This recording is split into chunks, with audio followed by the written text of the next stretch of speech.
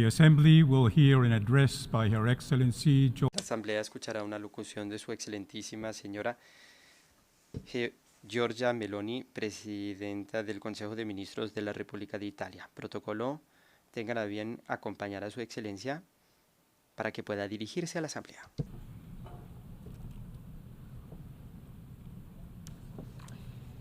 Signor Presidente, signor Secretario. Señor Presidente, señor Secretario General, delegados, señoras y señores, vivimos momentos muy complejos y las características comunes de los retos de esta época nos obligan a pensar de forma completamente distinta. La herida que ha sufrido el marco internacional con base debido a la guerra de agresión de Rusia contra Ucrania genera inestabilidad que va más allá de las fronteras por donde ha surgido este conflicto y tiene un efecto dominó y genera el resurgimiento de otros puntos de crisis. Los sistemas políticos democráticos afrontan peligros inéditos, la fragmentación geoeconómica crece y esto genera consecuencias que todos hemos de afrontar, sobre todo los países más frágiles.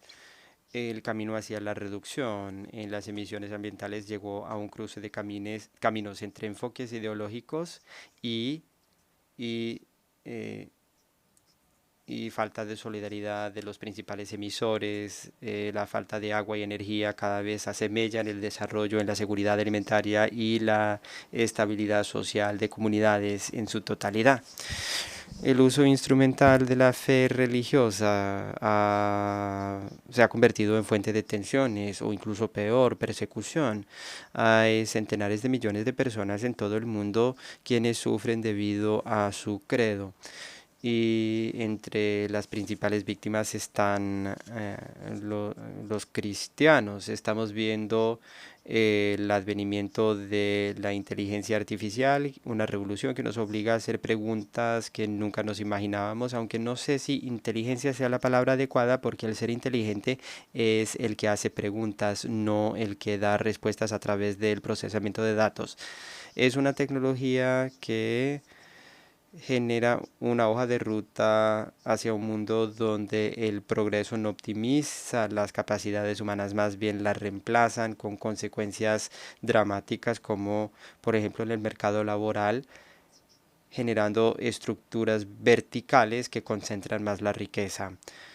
No es un azar que Italia quisiera que este tema fuera prioridad de nuestra presidencia del G7 porque queremos cumplir nuestro papel en la definición de una gobernanza mundial para la inteligencia artificial, capaz de reconciliar la innovación, los derechos, el trabajo, la propiedad industrial, libertad de expresión y la democracia.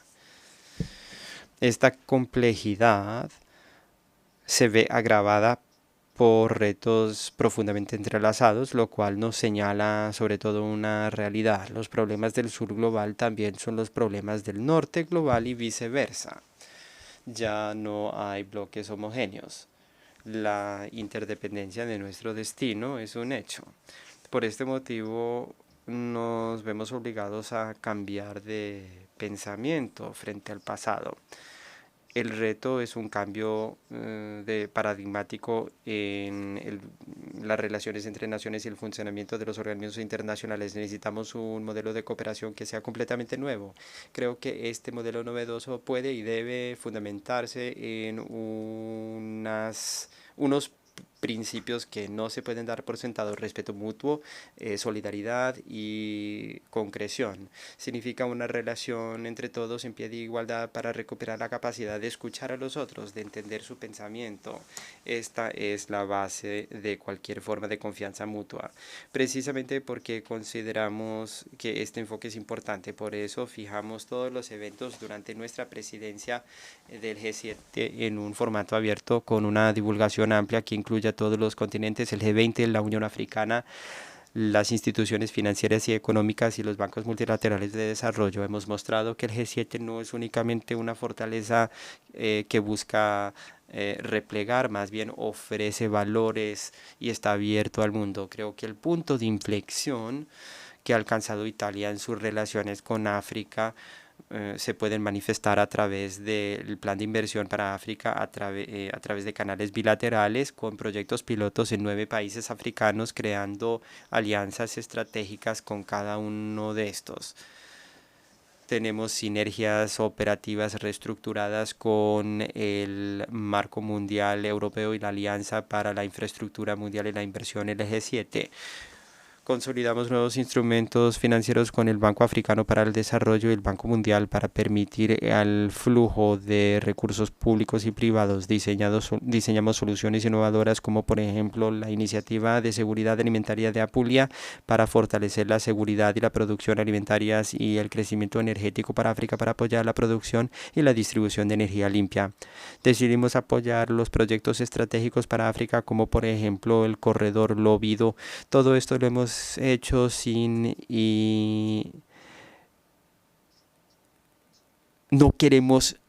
imposiciones. Siempre queremos compartir con nuestros interlocutores africanos. Buscar ámbitos de acción donde podemos ofrecer un valor añadido. Ofrecemos perspectivas, todo esto a través de cooperación. Y los proyectos ya están rindiendo frutos. Por ejemplo, en Argelia, 36.000 hectáreas de desierto serán tierra fértil para el cultivo y también construimos centrales de procesamiento. En Kenia tendremos una central que se va a concluir en 2025 que apoyará a 200.000 pequeñas empresas agrícolas. En Etiopía tenemos un plan de recuperación ambiental en el occidente del país, en el lago Boy. Todo esto lo quiero reiterar. Nuestro objetivo ante decenas de miles de personas que afrontan viajes desesperados para ingresar ilegalmente a Europa, lo que queremos garantizarles sobre todo es el derecho a no tener que emigrar y no tener que romper los vínculos con sus países sencillamente porque no les queda otra opción. La desesperación de estas personas las vuelve susceptibles ante organizaciones criminales que buscan ganar dinero. Propuse en este estrado una guerra mundial contra la trata de personas y me alegra que haya tenido acogida. En el G7 buscamos un acuerdo que dio pie a un marco de coordinación para el desmantelamiento de redes criminales. La ONU ha de hacer más, sin embargo, porque estas organizaciones criminales están evolucionando, por ejemplo, a través de la comercialización de seres humanos, la esclavitud. Esta asamblea en el pasado tuvo un papel fundamental para eliminar definitivamente estas prácticas, pero no podemos volver al pasado. Derrotar el comercio de esclavos de este milenio se puede lograr a través de la cooperación, uniendo fuerzas, iniciativas conjuntas entre la policía, servicios de inteligencia, autoridades judiciales y la fórmula de seguir el dinero. Esta es una intuición de los grandes jueces de nuestro país que se convirtieron en modelo internacional para luchar contra los organismos criminales. Es un método que Italia va a usar para fortalecer su cooperación con Latinoamérica, porque hay un denominador común que une las organizaciones que aprovechan la trata de personas y que gestionan redes de narcotráfico en Latinoamérica, o el acto horrendo de convertir a los niños en esclavos sexuales de hombres ricos, privándolos de su presente y futuro. En América Latina, y sucede lo mismo en otras regiones del mundo, las aspiraciones de libertad y democracia no se han cumplido para decenas de millones de personas. Pienso en particular en el pueblo venezolano, una manifestación de solidaridad y apoyo a este pueblo. La comunidad internacional no puede quedarse de brazos cruzados después de 2 meses desde las elecciones del 20 de julio. Los resultados no se han reconocido y al mismo tiempo no ha habido una represión brutal, la muerte de decenas de manifestantes, detenciones arbitrarias de miles de opositores políticos y además el candidato presidencial de la oposición tuvo que huir del país. Tenemos que es ser firmes. En 2025 vamos a celebrar el aniversario 80 de la Carta de Naciones Unidas, carta que consagra los principios y valores que en este momento se han cuestionado por culpa de un miembro actual, un miembro permanente del Consejo de Seguridad. Pero no vamos a dejar de defender estos principios y valores que existen para todos. Son una garantía para todos, en particular aquellos países con menos capacidad de defenderse. Nadie está por encima de la ley, pero esto se necesita sobre todo para defender a los más vulnerables, y por este motivo no podemos darle la espalda a Ucrania. Tiene derecho a defender su soberanía, sus fronteras, su libertad. Reafirmamos los derechos del pueblo de Israel de defenderse contra los ataques externos como el ataque del 7 de octubre, pero pedimos a Israel que respete el derecho internacional, proteja a la población civil.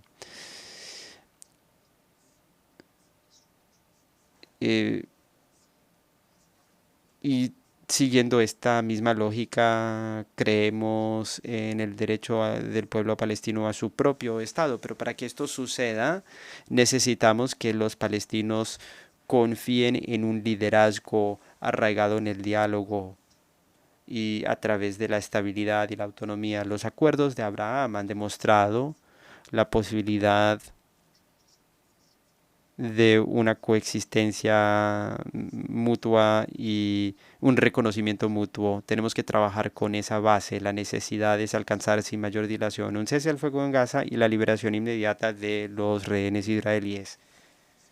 No podemos presenciar más tragedias como las que hemos visto en el sur y en el este del Líbano con el sufrimiento de muchos civiles. Muchos de ellos son niños. Sin embargo, el año entrante, el aniversario, será una oportunidad histórica para reconocer, nos guste o no, que los problemas que tenemos nos atañen a todos, por lo que tenemos que tener la capacidad de cuestionarnos con humildad, con reconocimiento, y esto también implica una reflexión muy importante sobre el multilateralismo y la capacidad de los organismos internacionales de estar a la altura de las tareas en este momento en vista de los retos que afrontamos. Me refiero a las Naciones Unidas y su capacidad de reformarse, empezando con lo que es útil y necesario, no a través de lo que sería fácil. Creemos firmemente que quiera que sea la reforma de la arquitectura de de las Naciones Unidas, empezando con el Consejo de Seguridad, no se puede hacer sin tomar en cuenta los principios de igualdad, democracia y representatividad. Sería un error crear nuevas jerarquías con nuevos puestos permanentes. Estaríamos dispuestos a debatir la reforma sin prejuzgar, pero queremos una reforma que sirva a todos mejor, no que represente únicamente a unos cuantos. Colegas, representantes, gobernamos nuestras naciones en medio de circunstancias muy difíciles. Vemos que hay muchos cambios, muchos cuestionamientos, se ponen en tela de juicio cosas que nos parecían definitivas. Es un reto del destino, pero es también una prueba. Y en medio de esta tormenta podemos mostrar que estamos a la altura en este emprendimiento. Podemos mostrarle a la ciudadanía que gobernamos, mostrarles a nuestros hijos, a nosotros mismos. Eso seguramente es aún más importante. Como dijo un gran patriota de nuestro país, protagonista del surgimiento, dijo que encontraremos toda indemnización al fondo de la conciencia. Tenemos que afrontar los problemas. No podemos simplemente postergar el trabajo. Tenemos que centrarnos en lo útil, lo importante. Es una obligación, es difícil, pero es una tarea necesaria. Italia siempre estará dispuesta a cumplir con su tarea. Gracias. On behalf of the Assembly, En nombre de la Asamblea, quisiera darle las gracias a la Presidenta del Consejo de Ministros de la República de Italia.